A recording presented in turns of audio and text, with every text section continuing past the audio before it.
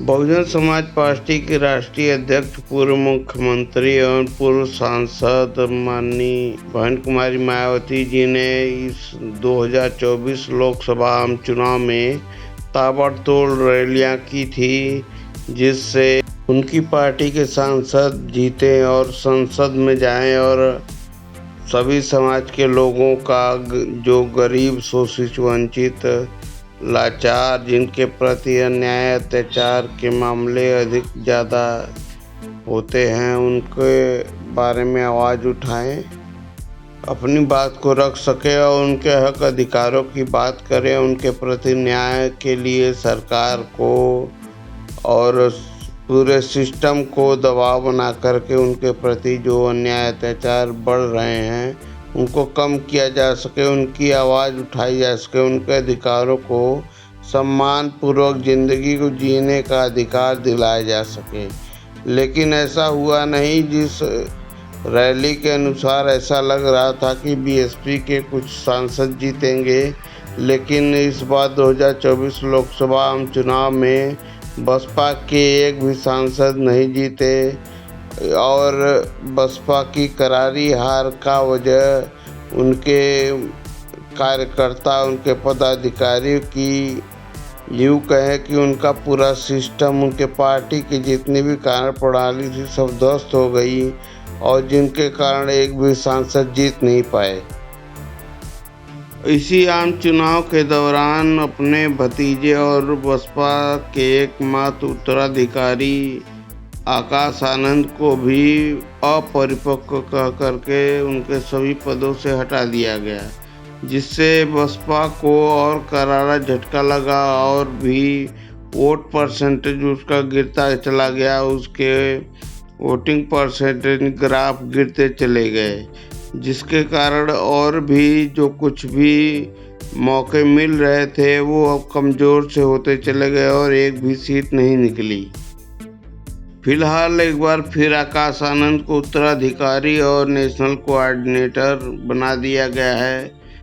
और उनको और भी बड़ी जिम्मेदारी दे दी गई है, जिसके कारण उन्हें हरियाणा में होने वाले विधानसभा में वो इनेलो और बसपा के गठबंधन को अंजाम दिया और चुनाव प्रचार में लग गए हैं। उन्होंने हरियाणा के कई विधानसभा में अपने चुनाव प्रचार में लगे हुए हैं। इधर बहन कुमारी मायावती जी को एक बार फिर से राष्ट्रीय अध्यक्ष चुन लिया गया। सर्वसम्मति से उनके कार्यकारिणी बैठक बुलाई गई थी 27 अगस्त को, जिसमें सभी पदाधिकारियों के मिले जुले रिजल्ट को देखते हुए यह घोषित किया गया कि माननीय बहन कुमारी मायावती जी को एक बार फिर से बसपा प्रमुख यानी राष्ट्रीय अध्यक्ष निर्विरोध चुन लिया गया। इसी बीच खबर आ रही है कि दिल्ली के प्रदेश अध्यक्ष एडवोकेट सुजीत सम्राट को एक बार फिर से दिल्ली का प्रभारी बना दिया गया है, जिसके अंतर्गत अब वे फिर से एक बार दिल्ली को अपने अंदर में लेंगे, अपनी कमांड उस पर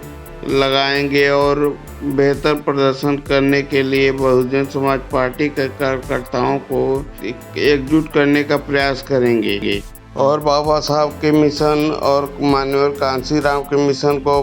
आगे बढ़ाने का काम करेंगे।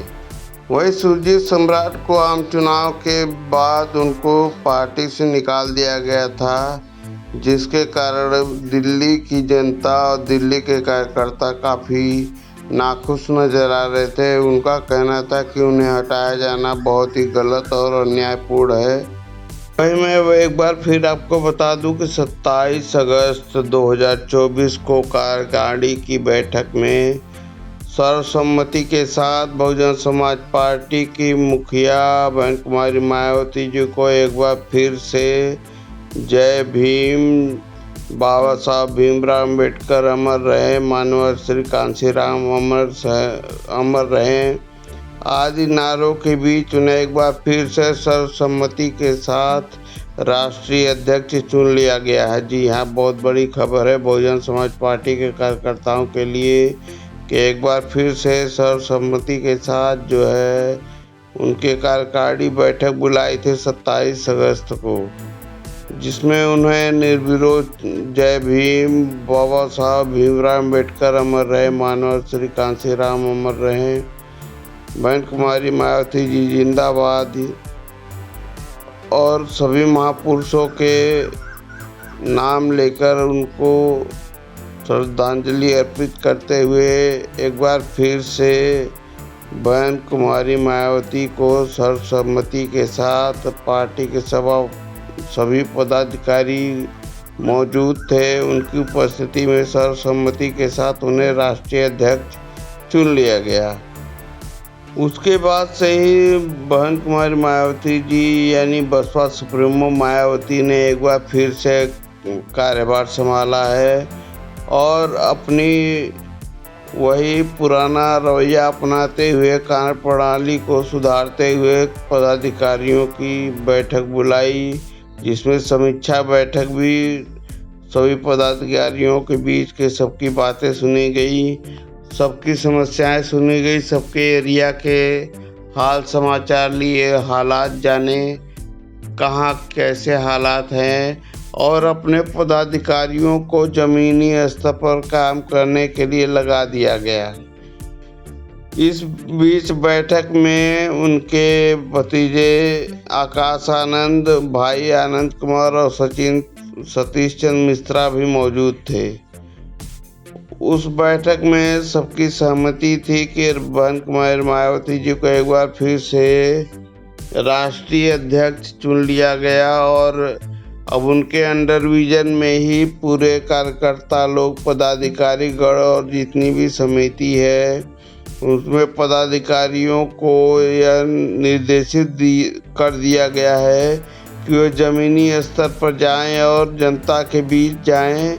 जिससे उनके मन में जो बहुजन समाज पार्टी की विचारधारा जो गलत दिशा में जा रही है उसको सही दिशा में निर्देशित करें, प्रचारित करें, उनको बताएं कि ऐसी कोई बात नहीं है जिससे बहुजन समाज पार्टी कमज़ोर हो गई है।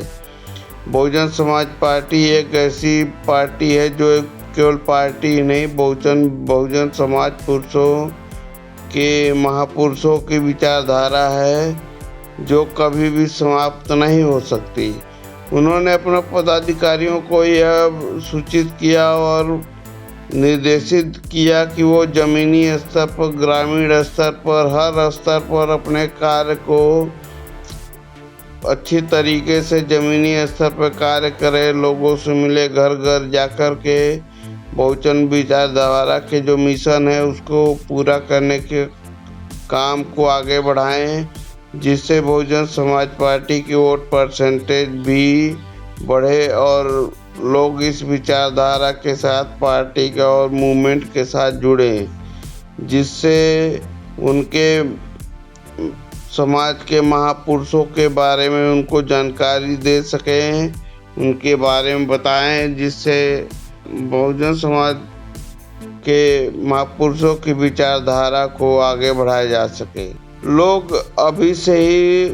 उपचुनाव की भी तैयारी करने में लग गए हैं।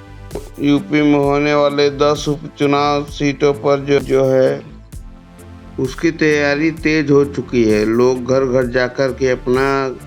मिशन पूरा कर रहे हैं। अपने बहुजन समाज पार्टी की मुखिया बहन कुमारी मायावती के दिशा निर्देश को फॉलो कर रहे हैं और लोगों से मिल रहे हैं। इस बैठक के बाद से बसपा सुप्रीमो मायावती अपने पुराने रंग में वापस आ गई हैं। भारत बंद के दौरान उन्होंने अपना समर्थन क्या दिया, बहुजन समाज पार्टी में एक नई जान सी आ गई। लोग उनके पार्टी के प्रति विश्वास अब लगने लगा है कि उनके पार्टी में उनकी जो है समाज की पूछ होने वाली है। उनका समाज अब धीरे धीरे जागृत हो रहा है। उन्हें लगने लगा है कि बहुजन समाज पार्टी ही एक ऐसी पार्टी है हमारे समाज के हितों के लिए सबसे पहले आवाज़ उठाने वाली पार्टी बहुजन समाज पार्टी ही है और कोई दूसरी पार्टी यहाँ पर हमारी हितैषी नहीं है। वो केवल हमारा वोट लेना जानती है इसी विषय में उत्तर प्रदेश अध्यक्ष विश्वनाथ पाल जी से पत्रकार ने जब पूछा कि आगामी उपचुनाव में आपकी पार्टी की क्या तैयारी चल रही है, तो उन्होंने कहा कि देखिए, दावे कोई भी कर सकता है, उसके कोई रोक है नहीं, लेकिन बहुजन समाज पार्टी के हमारे नेता माननीय बहन जी ने जो रणनीति तय की है उसके तहत हम लोग अपनी मजबूत तैयारी कर रहे हैं और निश्चित है कि 10 की 10 सीटों पर हम लोग मजबूती से चुनाव लड़ेंगे और जीतेंगे। पार्टी के निर्देशानुसार उन्होंने मिशन 2027 को लेकर भी मुहिम चलाना शुरू कर दिया है। आगामी उपचुनाव 10 सीटों पर जो होने वाले हैं उसकी तो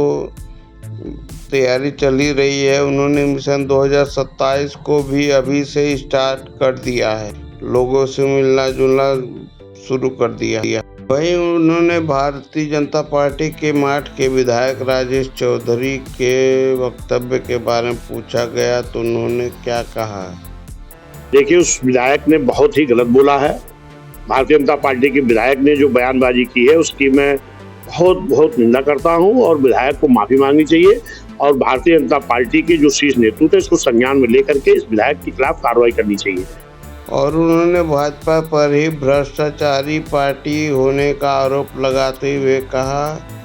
कि उन्हें अपने गिरेबान में झांकना चाहिए। और जहां तक उसे जो कहा भ्रष्टाचार में, तो भारतीय जनता पार्टी पूरी तरह लिप्त है और आम जनता देख रही है। जितनी भी नियुक्तियां हुई हैं, जो भी भर्तियां चल रही, सब में पर्चा लीक हो जाना, कहीं कुछ हो जाना, तो इससे तो जनता देख रही है ना।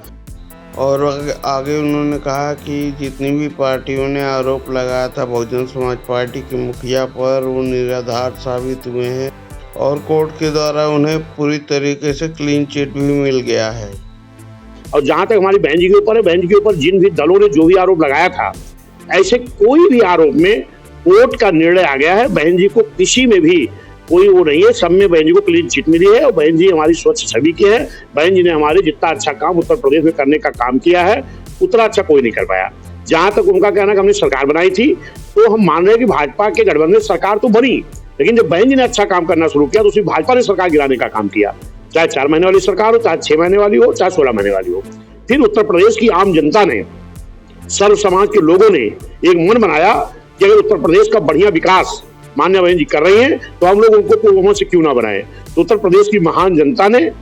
बहन जी को अकेले पूर्ण बहुमत सरकार बनाई थी और बहन जी ने उत्तर प्रदेश में जो अच्छा काम किया वो आज तक उत्तर प्रदेश के किसी मुख्यमंत्री ने काम करने का काम नहीं किया। जब उनसे पूछा गया कि भाजपा की कार्यशैली महिलाओं, बच्चियों, बेटी पढ़ाओ बेटी बचाओ के बारे में उन्होंने क्या कहा, आइए सुनते हैं। बेबाकी से जवाब दिया। भाजपा का ये दिखावापन है। भाजपा न महिलाओं को सम्मान करती है, न बेटियों को सम्मान करती है, न तो एससी का, न एसटी का, न ओबीसी का। वहीं उन्होंने कहा कि 1 अगस्त के सुप्रीम कोर्ट के दिए गए फैसले के पक्ष में नजर आती है भारतीय जनता पार्टी और उनकी नीति और नियति स्पष्ट है। अभी आपने देखा है कि एससी एसटी समाज में जो हमारा आरक्षण मिलता है उसके वर्गीकरण को भी लेकर के सुप्रीम कोर्ट ने निर्णय दिया था। माननीय बहन जी ने उस पर कहा था कि सुप्रीम कोर्ट से मेरी मांग है कि उस निर्णय पर दोबारा विचार करे। और हमने देखा कि एससी एसटी समाज के हमारे सांसदों ने माननीय प्रधानमंत्री से मिलने का काम किया था। प्रधानमंत्री जी ने आश्वासन दिया था कि इस निर्णय को हम लागू नहीं होने देंगे, लेकिन माननीय प्रधानमंत्री जी के जुबानी कहने से नहीं होगा। अगर वाकई में एससी एसटी के हितैषी हैं तो लोकसभा में सत्र बुला करके इसके आर्टिकल का संशोधन करके इस पे वो प्रस्ताव ला करके पारित कराएं और उस निर्णय को टालने का काम करें, निरस्त कराने का काम करें। अब ये तो भाजपा के लोग बताए ना, उनका विधायक बोल रहा है, लेकिन अगर भाजपा का विधायक इस तरीके से बोल रहा है तो उसके खिलाफ भारतीय जनता पार्टी को, शीर्ष नेतृत्व को कड़ी से कड़ी कार्रवाई करनी चाहिए। आप लोगों को यह जानकारी कैसी लगी, अपनी प्रतिक्रिया जरूर दें। तब तक सभी साथियों को नमस्कार।